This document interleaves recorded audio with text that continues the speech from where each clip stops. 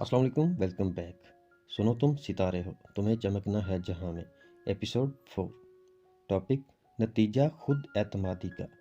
कहा जाता है कि माँ की गोद इंसान की पहली दरसगाह होती है। इंसान बचपन में सबसे ज़्यादा सीखता है। बचपन में वालिदैन के पढ़ाए हुए सबक सारी ज़िंदगी न सिर्फ याद रहते हैं बल्कि हमारी शख्सियत पर भी असरअंदाज होते हैं। अगर ज़िंदगी के मकासद बचपन ही में तय कर लिए जाएं तो इनके लिए तगो-दो करना आसान होता है। इन्हें हासिल करने की तड़प आप में बचपन से ही परवान चढ़ना शुरू हो जाती है, और ये तड़प वक़्त के साथ साथ इतनी मजबूत हो जाती है कि आपको ज़िंदगी के सफ़र में अपनी तवज्जो मरकूज़ किए रखने में मददगार साबित होती है। आपको ज़िंदगी का मकसद पाकर ही चैन मिलता है। आप थकते नहीं हैं, रुकते नहीं हैं, लोगों की बेबुनियाद बातों को दिल में जगह नहीं देते, हौसला कमज़ोर नहीं पड़ने देते। मुझे आज भी याद है कि मैं अपने गाँव के एक प्राइमरी स्कूल में पढ़ा करता था। ये उस वक़्त की बात है जब स्कूल के बच्चे अपना प्लास्टिक का गट्टू साथ लेकर जाते थे। हम सब बच्चे गट्टू ज़मीन पर बिछाकर उस पर बैठकर पढ़ा करते थे और रोज़ाना इसे धोकर साफ करके स्कूल बैग में रखकर साथ ले जाया करते थे। मैं भी रोज़ स्कूल से जब घर लौटता तो बैग उतारते ही सबसे पहले अपना गट्टू निकालकर अम्मा को धोने के लिए देता। अम्मा हमेशा मेरी इस आदत को देखकर मुझे प्यार देती और मेरे सर पर हाथ फेरते हुए बड़े यकीन से कहा करती थी कि पुत्र तू बड़ा आदमी बनेगा। अम्मा ये बात अक्सर कहा करती थी और मैं इस बात को हमेशा ही ये कहकर मजाक में उड़ा देता कि अम्मा बड़ा आदमी तो सबने ही बन जाना है, और ये कहते हुए मैं अम्मा के सामने अशारतन मूंछों को ताव देने वाले अंदाज में हाथ घुमाकर हंस देता। गांव में रवाज था कि लोग घर की छतों और खुले सहनों में चारपाइयां बिछाकर सोया करते थे। गर्मी के दिनों में सबको पंखे के सामने की चारपाई मिल जाने पर गोया दुनिया की सबसे बड़ी खुशी मिल जाती थी। मैं भी घर के सहन में बिछी चारपाइयों को देखकर अक्सर इसी जिद में रहता कि मुझे पंखे के सामने की चारपाई पर सोना है। रात को अक्सर मैं चारपाई पर लेटे आसमान को देखता रहता। मुझे आसमान पर चमकते हुए सितारे बहुत दिलकश लगते थे। एक रात यूं ही लेटे मैं आसमान पर चमकते चांद और सितारों को देखने में मगन था कि अचानक अम्मा के खांसने की आवाज़ आई। मैं फौरन से उठकर बैठा, अम्मा की खैरियत दरियाफ्त की और फिर इनसे पूछने लगा कि मैं बड़ा इंसान कब बनूंगा। अम्मा बहुत प्यार और तवज्जो से मुझे सुन रही थी। इससे पहले कि वो कुछ कहती, मैंने अगला सवाल जो कि मेरे दिल में था वो भी पूछ डाला कि अम्मा आखिर बड़ा इंसान कैसा होता है। अम्मा अपने लहजे में गुड़ सी मिठास लिए बताने लगी कि पुत्र बड़ा इंसान सितारे जैसा होता है, चमकता हुआ सितारा। वो रोशन होता है अपने लिए और दुनिया के लिए। वो मोहब्बत करने वाला होता है, मेहनत करता है और इस सब से दुनिया को रोशन करता है। अम्मा की बातों से मुझ पर यकीन छलकता दिखाई दे रहा था। इनके लहजे में अज़म था, ख्वाब था, भरोसा था। वो इसी अज़म से मुझे प्यार करते हुए कहने लगी कि पुत्र तुम सितारे हो, तुम्हें चमकना है जहां में। अम्मा की ये बातें मेरे दिलो दिमाग में रच बस गईं। अम्मा ने बचपन में ही ऐसा पुख्ता यकीन मुझ में भर दिया था कि इस यकीन के सहारे मैं ज़िंदगी की हर मुश्किल का सामना करने को तैयार था। मुझे यकीन था कि मैं सितारा हूँ, रोशन सितारा, जिसे न सिर्फ खुद चमकना है बल्कि अपने पीछे बहुत से लोगों को चमकने के लिए रोशनी देनी है। अम्मा की वो बातें ज़िंदगी के हर मरहले में मेरा ऐसा सहारा थी कि जिसने मुझे हिम्मत नहीं हारने दी, मुझे मुश्किलात के सामने डट कर खड़े होना सिखाया। खुद यकीनी ने मेरे रास्ते की तमाम रुकावटों को हराकर मुझे कामयाबी अता की। यहाँ एक और बात बताता चलूँ कि मैं ना तो बहुत रईस घराने से तल्लक रखने वाला बच्चा था और ना ही बहुत ज़हीन था। मुझ में वाहिद चीज़ खुद पर यकीन था जो कि मेरी अम्मा का दिया हुआ था। यह उन दिनों की बात है जब मैं मैट्रिक में था। इम्तहानात हुए और देखते ही देखते रिजल्ट का दिन आ गया। मैं बायो साइंस का तालिब इल्म था। रिजल्ट देखकर तो होश उड़ गए क्योंकि मैं बायोलॉजी में फेल हो चुका था। इससे कबल पढ़ाई में बहुत अच्छा ना सही मगर फेल भी कभी नहीं हुआ था। रिजल्ट देखा, खौफ और शर्मिंदगी के मारे मुंह लटकाए घर आ गया। मुझे बेहद शर्मिंदगी थी कि माँ बाप का सामना कैसे करूंगा। घर आते ही अब्बा जान ने अपने पास बुला लिया। मेरी तरफ देखते हुए बोले कि हाँ भाई, क्या बना रिजल्ट का। मैं जो पहले से ही शर्म से पानी पानी हो रहा था, डरते डरते बताने लगा कि अब्बा उर्दू, अंग्रेजी, रियाजी वगैरह में तो अच्छे नंबरों से पास हो गया हूँ, लेकिन बायोलॉजी में सप्ली आ गई है। अब्बा जी ने सवालिया नजरों से देखते हुए पूछा कि आखिर क्या वजह थी कि बायोलॉजी में फेल हो गए। मैं अब्बा को फौरन किसी मुजरिम की तरह अपनी बेगुनाही साबित करने के लिए बताने लगा कि अब्बा, इम्तहान वाले दिन मेरी तबीयत खराब थी और ये कि मैं बायोलॉजी के लिए ट्यूशन नहीं रख सका, इसलिए फेल हो गया। अब्बा ने मेरी बात सुनी और फिर मुझे गौर से देखते हुए बोले कि पुत्र, मेरी बात ध्यान से सुन। अगर फेल हो गया है तो कोई बात नहीं। नाकामी ये नहीं कि तू फेल हुआ है। मेहनत कर, दोबारा पर्चा दे, पास हो जाएगा। ناکامی تو یہ ہے کہ تم اپنی ناکامی پر بہانے تلاش کر رہے ہو۔ ناکام وہ نہیں جو فیل ہو جائے، ناکام وہ ہے جو اس فیل ہونے پر دلیلیں گھڑنے لگے۔ ناکام لوگ اپنی ناکامی پر ہمیشہ تعویلیں دیتے رہتے ہیں۔ کوئی مقدر کو قصوروار ٹھہراتا ہے تو کوئی حالات پر سارا الزام ڈال دیتا ہے۔ یہی وجہ ہوتی ہے کہ پھر یہ لوگ ناکامی کے آگے ہتھیار ڈال کر بیٹھ جاتے ہیں اور زندگی سے شکوے شکایتیں کرتے نظر آتے ہیں۔ اس کے برعکس وہ لوگ جو کامیاب ہونے کی تڑپ لیے ہوتے ہیں، وہ اپنی غلطیوں کو تسلیم کرتے ہیں، ان سے سیکھتے ہیں اور آگے بڑھ جاتے ہیں۔ کامیاب لوگ ناکامیوں پر دلائل نہیں ڈھونڈتے، وہ انہیں قبول کرتے ہوئے خود کو بہتر کرنے کی کوشش کرتے ہیں۔ ابا جی کا ایک جملہ میرے دماغ میں کسی تحریر کی مانند لکھا گیا تھا۔ ابا جی کی یہ بات کہ ناکامی کا اعتراف کرو اور پھر سے محنت کرو، مجھے کامیابی کا راز سمجھا گئی تھی۔ یہی وہ راز کی بات تھی جس نے مجھے زندگی میں ناکامیوں کو قبول کرنا سکھایا، اور اسی رستے پر چلتے ہوئے میں اس قابل بنا کہ آج الحمدللہ PhD کے لیے کوشاں ہوں۔ میرے اس یقین اور خود اعتمادی نے زندگی میں ہمیشہ میرا ساتھ دیا، مجھے ہمت دی، آگے بڑھنے کا حوصلہ دیا۔ مجھے یاد ہے وہ وقت بھی کہ جب میں گریجویشن کے لیے سارا دن یونیورسٹیوں میں مارا پھرتا تھا۔ یونیورسٹی کا ایک پراسپیکٹس 500 روپے کا ہوتا تھا۔ میں جیسے تیسے کر کے پراسپیکٹس لیتا اور تعلیمی اخراجات کا اندازہ لگاتے گھر پہنچ جاتا۔ میرے پاس ان اخراجات کو پورا کرنے کے لیے کوئی ذریعہ موجود نہیں تھا۔ اسی پریشانی میں میرا ایک تعلیمی سال ضائع ہو گیا۔ کسی نے مجھے تعلیم چھوڑنے کا مشورہ دیا تو کوئی یہ کہتا کہ اس تعلیم میں کیا رکھا ہے، کرنی تو نوکری ہی ہے۔ یہی وہ وقت تھا جب میں نے خود کو مضبوط کیا، ان لوگوں کی باتوں پر نہ تو کان دھرے نہ حالات سے سمجھوتا کیا۔ اس وقت میں نے خود سے عہد کیا کہ میں دن رات محنت کروں گا لیکن تعلیم نہیں چھوڑوں گا۔ میں نے ایک مقامی پارک میں کام کرنا شروع کر دیا اور داخلے کھلتے ہی ایڈمیشن لے لیا۔ اب میں ایک دن میں کام کرتا اور رات کو پڑھتا۔ اس مشکل وقت میں میرا خود پہ یقین میرا ہاتھ تھامے مجھے کامیاب مستقبل کی نوید سناتا، جس سے میری ہمت اور میرا حوصلہ مزید بڑھ جاتا۔ میں زندگی میں کئی بار گرا، کئی بار ناکام ہوا، مگر مجھے میرے اپنے والدین کا سکھایا ہوا سبق اپنی ہر غلطی کو تسلیم کرنے کا حوصلہ دیتا رہا، آگے بڑھنا سکھاتا رہا۔ میں نے کئی بار ناکامیوں کا سامنا کیا، پر ہر بات حالات کی بجائے خود کو ذمہ دار ٹھہرایا، اپنی کمزوریوں پر قابو پایا اور مزید لگن اور دل جمی سے دوبارہ محنت کرتا رہا۔ کامیاب لوگ ناکامیوں کے ساتھ سمجھوتا نہیں کرتے، انہیں بس ہر حال میں آگے بڑھنا ہوتا ہے۔ زندگی کا یہ راز، یہ فلسفہ جو پا گیا، اسے کامیاب ہونے سے کوئی نہیں روک سکا۔ ٹاپک: با ادب بامراد، بے ادب بے مراد۔ سفید بالوں والے یعنی بوڑھے، عالم، حافظ، عادل، بادشاہ اور استاد کی عزت کرنا تعظیم خداوندی میں شامل ہے۔ حدیث قدسی۔ ادب و آداب کسی بھی قوم کے بنیادی قواعد اور ضابطہ اخلاق کی ترجمانی کرتے ہیں۔ تاریخ انسانی پر غور کیا جائے تو اندازہ ہوگا کہ انسانی اخلاقیات اور رویوں کو بہترین انداز میں پیش کرنے اور ان پر عمل کا سہرا اسلامی تعلیمات کو ہی جاتا ہے۔ دنیا میں موجود اقوام نے آج اپنے ہاں جو بھی اخلاقی اقدار کو اپنا رکھا ہے، وہ کہیں نہ کہیں اسلام کی سکھائی ہوئی ہیں۔ یہ دین اسلام جا بجا بڑوں چھوٹوں، اپنوں پرایوں، جانوروں، درختوں، غرض یہ کہ دنیا میں موجود ہر جاندار کے ساتھ بہترین اخلاق و اوصاف اپنانے کی ترغیب دیتا ہے۔ بحیثیت مجموعی دیکھا جائے تو کوئی بھی ایسا انسان جو ادب و آداب اور اخلاق کے بنیادی اصولوں سے دور ہو، وہ نہ تو اس دنیا میں کوئی مقام بنا پاتا ہے اور نہ ہی اگلے جہاں میں اس کی عزت کی امید کی جا سکتی ہے۔ ادب و آداب کا ذکر ہو تو بڑے چھوٹے، اپنے پرائے، جانور، پھل اور پھول بوٹے، غرض یہ کہ تمام کے تمام ہی انسان کے ادب و آداب کے حقدار ہوتے ہیں، مگر ان میں اولین ترجیح ہمارے والدین اور خونی رشتہ داروں کو حاصل ہے۔ اللہ تعالیٰ قرآن میں بارہا والدین کے ساتھ اچھے برتاؤ کا حکم دیتے ہوئے فرماتے ہیں کہ ترجمہ: اور آپ کے رب نے فیصلہ کر دیا ہے کہ تن اس کے سوا کسی اور کی عبادت نہ کرو اور والدین کے ساتھ بہتر سلوک کرو۔ اگر ان سے کوئی ایک یا دونوں تمہارے سامنے بڑھاپے کی عمر کو پہنچ جائیں تو انہیں اف تک نہ کہو اور نہ ہی جھڑکو، ان سے احترام سے بات کرو اور ان پر رحم کرتے ہوئے انکساری سے ان کے سامنے جھک کر رہو اور ان کے حق میں دعا کیا کرو کہ اے میرے رب ان پر رحم فرما، جیسا کہ انہوں نے رحمت و شفقت کے ساتھ مجھے بچپن میں پالا۔ سورہ بنی اسرائیل۔ میری والدہ نے بچپن ہی سے مجھے یہ بات ذہن نشین کروا دی تھی کہ اللہ تبارک و تعالیٰ جب بھی کسی انسان سے خوش ہوتا ہے تو اسے وصف ادب عطا کر دیتا ہے۔ مجھے آج بھی وہ دن یاد ہے جب سکول سے گرمیوں کی چھٹیوں کے دوران میں اپنی والدہ کے ہمراہ اپنی نانی اماں کے گھر کچھ دن گزارنے گیا تھا۔ نانی اماں کے ساتھ کسی بات پر ناراضگی کا اظہار کرتے ہوئے میں نے بنا سوچے سمجھے کچھ غیر مناسب الفاظ ادا کر دیے۔ میری والدہ جو کہ یہ سب دیکھ رہی تھی، مجھ سے مخاطب ہوتے ہوئے کہنے لگی کہ علی بیٹا، اللہ پاک آپ سے ناراض ہو چکے ہیں کیونکہ وہ بے ادب لوگوں کو پسند نہیں کرتے، اور مجھے افسوس ہے کہ آپ بھی انہیں بے ادبوں میں شمار ہو گئے ہو۔ اماں کے یہ الفاظ مجھ پر بجلی بن کر گرے تھے۔ اماں خاموش تھی، نانی اماں ناراض تھیں اور اللہ تعالیٰ بھی مجھ سے ناراض تھے۔ یہ سوچ مجھے سخت بے چین کر رہی تھی کہ میرا شمار بے ادب لوگوں میں ہوتا ہے۔ میں اس رات خوب رویا۔ اللہ سے معافی مانگی، نانی اماں کو منایا اور اماں کو جا کر گلے لگایا۔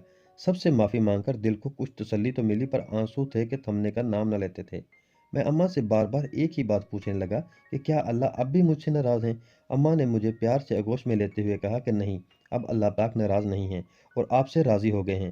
لیکن ایک کھٹکا، ایک وہم تھا جو مجھے بار بار اماں سے یہی سوال پوچھنے پر مجبور کر دیتا تھا کہ اماں آپ کو کیسے پتا کہ اب اللہ ناراض نہیں ہے؟ اماں جان نے اس وقت بہت خوبصورتی سے میرے اندیشوں کو دور کرتے ہوئے سمجھایا کہ پتر، با ادب لوگ جھکے ہوئے انکساری والے ہوتے ہیں، بالکل اسی طرح جس طرح پھلدار درخت ہوتا ہے، اس لیے اللہ جنہیں ہدایت دے وہ بھی جھک جایا کرتے ہیں۔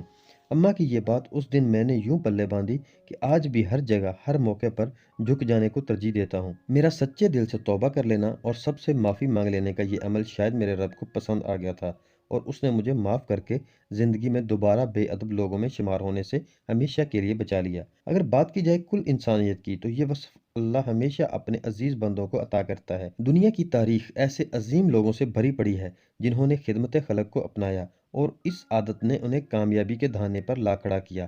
انسانیت کی خدمت ایسا فعل ہے جو کسی بھی انسان کو نہ صرف دنیا میں بلکہ اگلے جہاں میں بھی ممتاز بنا دیتا ہے۔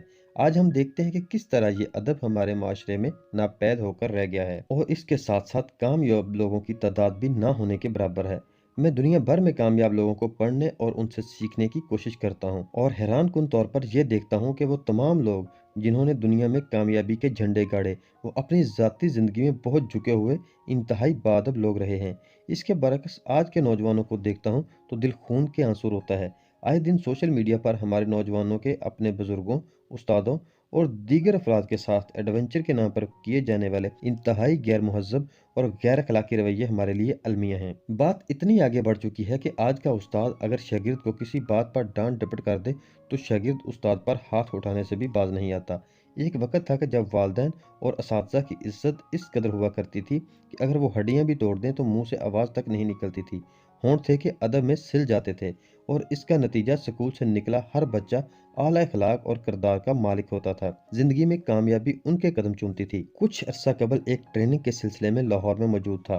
میزبان کی طرف سے میری رہائش کا انتظام لاہور کے ایک نامور ہوٹل میں کیا گیا تھا۔ ناشتے کے وقت ریسٹورنٹ پہنچ کر اپنے میزبان کا انتظار کرنے میں مصروف تھا کہ ایک بزرگ کی آواز میری سماعت سے ٹکرائی۔ میرے والد صاحب کی عمر کے ایک بزرگ ہاتھ باندھے مجھ سے کھانے کا آرڈر لینے کو کھڑے تھے۔ میری والدہ کا سکھایا ہوا ادب کا سبق مجھے شرم سے پانی پانی کر رہا تھا، اور میں سکتے میں بیٹھا بس کچھ نہیں تھینک یو کہہ کر وہاں سے نکل کھڑا ہوا۔ میرا تعلق ایک عام پاکستانی خاندان سے ہے جس میں گھر کے بزرگوں کی عزت ہر چیز سے مقدم رکھی جاتی تھی۔ بزرگ اگر چارپائی بیٹھے ہوں تو ان کے سرہانے کی طرف بیٹھ جانا بے ادبی تصور کیا جاتا تھا۔ اس کے برعکس آپ آج کی نوجوان نسل کو دیکھیں تو زندگی میں لاپرواہی کا شکار ہمارے نوجوان بزرگوں کو احساس کرنا تو دور کی بات، ان کو حقیر نظروں سے دیکھنا، ان سے بدتمیزی، اونچی اور مغرور آواز میں کھانے کا آرڈر دینا اور ان سے اپنی خدمت کروانا اپنا حق سمجھتے ہیں۔ ضرورت اس عمل کی ہے کہ ہم اپنی ذمہ داریوں کا احساس کرتے ہوئے اپنے اندر ادب و آداب کے اوصاف پیدا کریں۔ ہمیں اس سوچ کو ترغیب دینے کی ضرورت ہے کہ ہر کامیاب اور عظیم انسان کے پیچھے اس کا بہترین اخلاق اور کردار ہوتا ہے جو اسے دوسروں میں ممتاز اور کامیاب بنا دیتا ہے۔ باادب بانصیب وصف ہے ان لوگوں کا جنہیں دونوں جہانوں میں کامیابیاں ملتی ہیں، اور اس کے برعکس بے ادب بد نصیب ہیں وہ جنہیں نہ یہ دنیا اپناتی ہے اور نہ وہ اگلے جہاں میں خدا کو منہ دکھانے کے لائق رہتے ہیں۔ میں سمجھتا ہوں کہ بحیثیت قوم ہمیں ادب و آداب سیکھنے اور اپنانے کی ضرورت ہے، اور یہی ہماری کامیابی کا راز ہے۔ ادب کا کامیابی کے ساتھ کیا تعلق ہے؟ باادب بانصیب میں ہی انسانی کامیابی کا راز مدفون ہے۔ کامیابی کامل ترین سطح پر باادب لوگوں کو ہی حاصل ہوتی ہے۔ اگر ہم کامیابی اور ناکامی کی اصل وجوہات پر توجہ دیں تو ہمیں علم ہوگا کہ ادب ہی وہ خاصہ ہے جو کسی بھی انسان کو بلندی عطا کرتا ہے تو کسی کو ناکامی۔ کامیاب لوگ اپنا زیادہ تر وقت دوسروں کے ساتھ بہترین اخلاق کا مظاہرہ کرتے ہوئے گزارتے ہیں، ان سے سیکھنے میں گزارتے ہیں۔ زندگی کا وہ سبق جو کتابیں بھی نہیں سکھا پائیں، انسان اپنے بڑوں کے ساتھ چند لمحوں کی گفتگو سے سیکھ لیتا ہے، اور ایسا ممکن ہی تب ہوتا ہے جب انسان ادب کے اعلیٰ معیار کو اپنا کر ہر بڑے چھوٹے سے بہترین تعلق بنائے رکھے۔ پھلدار درختوں کو جھکنا ہی زیب دیتا ہے، اکڑنا تو بنجر ہونے کی نشانی ہے۔ کامیاب فرد کی کامیابی اس کے ارد گرد اس کے متعلقین ہوتے ہیں۔ کامیاب فرد خوشحال طبیعت کا مالک، انکسار پسند شخص ہوتا ہے جو نہ صرف خود کو بلکہ اپنے سے جڑے ہر انسان کو عزت و تکریم کی نگاہ سے دیکھتا ہے۔ جدوجہد کرتے ہوئے اسے اپنوں کا ساتھ ان کا سہارا ہوتا ہے، جو اسے کڑے سے کڑے وقت میں بھی آگے بڑھنے رہنے کا حوصلہ دیے رکھتا ہے۔ اخلاق اور دوسروں کے لیے مثبت سوچ کے نتائج ناقابل یقین حد تک کامیابی ہوتے ہیں۔ میں دنیا بھر کے لوگوں کی سکسیس سٹوریز پڑھنے کا شوق رکھتا ہوں۔ میری کوشش ہوتی ہے کہ میں لوگوں سے ان کی عادات سے سیکھوں، لہٰذا مطالعہ کرتے ہوئے اکثر غور کرتا ہوں کہ دنیا کے مختلف حصوں میں موجود انسان جنہیں کامیابی ملی، وہ لوگوں کے ادب و احترام میں کوئی کسر اٹھا نہ رکھتے تھے۔ کامیاب لوگ اپنی کامیابی کا مکمل ذمہ دار بھی خود سے منسلک لوگوں، خاص طور پر اپنے والدین اور اساتذہ کو ہی ٹھہراتے ہیں۔ ہم جب ان لوگوں کی کامیابی پڑھتے یا سنتے ہیں تو بعض اوقات یہ جملے بہت رسمی سے معلوم ہوتے ہیں کہ میری تمام تر کامیابی کے پیچھے میرے والدین یا اساتذہ کا ہاتھ ہے، جبکہ حقیقتاً یہ بھی ادب کا ایک پہلو ہے۔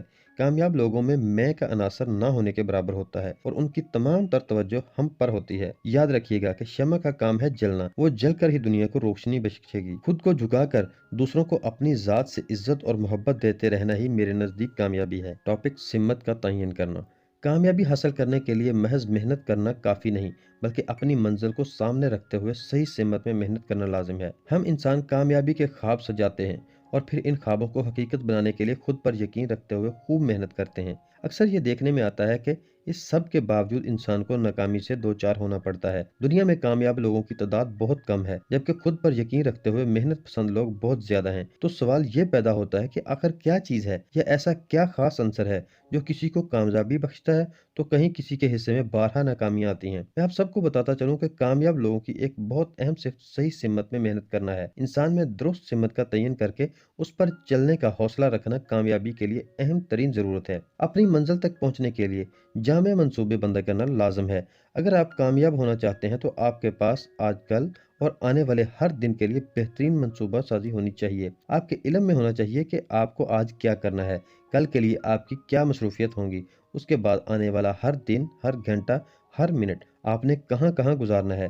آپ کا مقصد واضح ہونا چاہیے، آپ کو اپنی منزل کا پتہ ہونا چاہیے، آپ کے پاس اپنی منزل تک کی سمت واضح ہونی چاہیے۔ کامیابی در حقیقت حصول مقصد ہی کا نام ہے۔ ملک کی مختلف یونیورسٹی میں اکثر و بیشتر بحیثیت مہمان سپیکر بلایا جاتا ہے۔ میں طلبہ سے عموماً سوال کرتا ہوں کہ آپ سب کامیاب تو ہونا چاہتے ہیں، پر آپ کے لیے کامیابی کیا ہے؟ آپ کی کامیابی کی تعریف کیا ہے؟ آپ خود کو کہاں دیکھنا چاہتے ہیں؟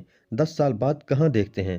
اور آپ کی آنے والے دنوں کے لیے منصوبہ بندی کیا ہے؟ مجھے یہ دیکھ کر انتہائی افسوس ہوتا ہے کہ ہماری نوجوان نسل کے پاس آج اپنے لیے اور اپنے مستقبل کے لیے پلاننگ کے نام پر کچھ خاص نہیں، کوئی منصوبہ بندی نہیں۔ مجھے ان سوالات کے جواب میں ہمیشہ خاموشی کا سامنا کرنا پڑتا ہے، جو کہ واقعتاً بہت تکلیف دہ ہے۔ میں سمجھتا ہوں کہ ہمارے نوجوانوں کے پاس الفاظ کی کمی، خود آشنائی کی کمی کی وجہ سے ہے۔ ہماری وہ ساری عمر خود کو اور اپنی صلاحیتوں کو جان ہی نہیں پاتے، وہ کھوج ہی نہیں لگا پاتے کہ ان کے دنیا میں آنے کا کیا مقصد ہے، ان کی دلچسپیاں کیا ہیں، ان کی منزل کیا ہے۔ میں نوجوانوں کی اس غفلت کا ذمہ دار ان کی اپنی ذات کے علاوہ معاشرے کو بھی سمجھتا ہوں۔ ہمارے ہاں اکثر یہ دیکھا جاتا ہے کہ بچوں کی زندگی کے تمام اہم فیصلے دوسرے کرتے ہیں۔ جہاں کہیں خاندان کے چند افراد اکٹھے ہوں، وہاں سرکاری نوکری اور شادی کے فوائد سنانے کے علاوہ کوئی اور ذکر کرنا گناہ کبیرہ تصور کیا جاتا ہے۔ بچپن ہی سے بچوں کے ذہن میں یہ بات ڈال دی جاتی ہے کہ انہیں بڑے ہو کر نوکری کرنی ہے اور گھر کے اخراجات اٹھانے ہیں۔ بچوں کو اس چیز کی گنجائش ہی نہیں دی جاتی کہ وہ خود سے کچھ سوچ کر فیصلہ کر سکے۔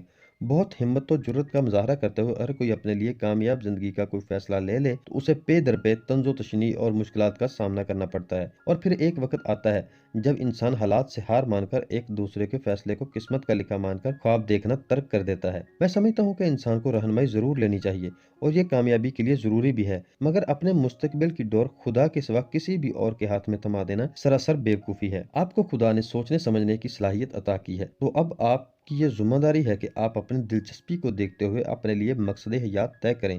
اپنے لیے صحیح سمت کا تعین کرنا، اپنے آپ کو جان کر، پہچان کر خود میں کامیابی کی تڑپ پیدا کرنا آپ کی ذاتی ذمہ داری ہے۔ کامیابی کا راستہ بلندی کا راستہ ہے، یہ انتہائی کٹھن بھی ہے اور دشوار بھی۔ اس راستے میں منزل انہی کو نصیب ہوتی ہے جو خود میں تڑپ زندہ رکھتے ہیں۔ جب تک آپ کو یہ معلوم نہیں ہوگا کہ آپ نے جانا کہاں ہے یا ذہن میں منزل اور سمت کا تعین نہ کیا گیا ہو تو انسان بھٹکتا رہتا ہے، اس کی ساری محنت رائے گا جاتی ہے۔ زندگی میں سمت ضروری ہے، سمت کا تعین کرنا ضروری ہے۔ ایک عام انسان جو محنت اور کام کر کے سادہ سی زندگی گزار رہا ہوتا ہے، اتنی ہی محنت اور کام مثبت انداز اور صحیح سمت میں کرتے ہوئے کامیاب لوگ اپنا مقاصد حاصل کر لیتے ہیں۔ بس बदकिस्मती से हमारे माशरे में अक्सर लोग अपनी तवानाई टेलीविजन देखने, खेलों में मगन, दूसरों के मेहनत करते कामयाब होते देखकर कुड़ने में गुजार देते हैं। ऐसे लोग मकसद हयात और मुस्बत सिमत की कमी की बदौलत वक़्त के साथ-साथ मनफी सोच का शिकार होकर रह जाते हैं। नाकामी ऐसे लोगों का ही मुकद्दर ठहरती है। कामयाब अफराद अपनी सलाहियतों को सामने रखते हुए अपने मकासद और सिमत का तयन करते हैं। वो खूब जानते हैं कि उनकी ज़िंदगी, उनका वक़्त, हर लम्हा और उनके ख्वाब व मकासद कितने अहम हैं। कामयाब लोगों की ज़िंदगी का हर अमल मनसूबाबंदी के तहत होता है। मैं अक्सर कहता हूँ कि ज़िंदगी के हर मामले को अपने पास लिख लें और उसे अपने सामने, अपनी नज़रों के सामने रखें। ये आप में मुसलसल बेहतरी पैदा करने के लिए कारगर साबित होगा। मकसद हयात चुनें, मनसूबाबंदी करें, सिमत का तयन करें और फिर आज से है अभी से अमल शुरू कर दें। यह मैं एक और नुक्ता आप सबके सामने रखना चाहता हूँ।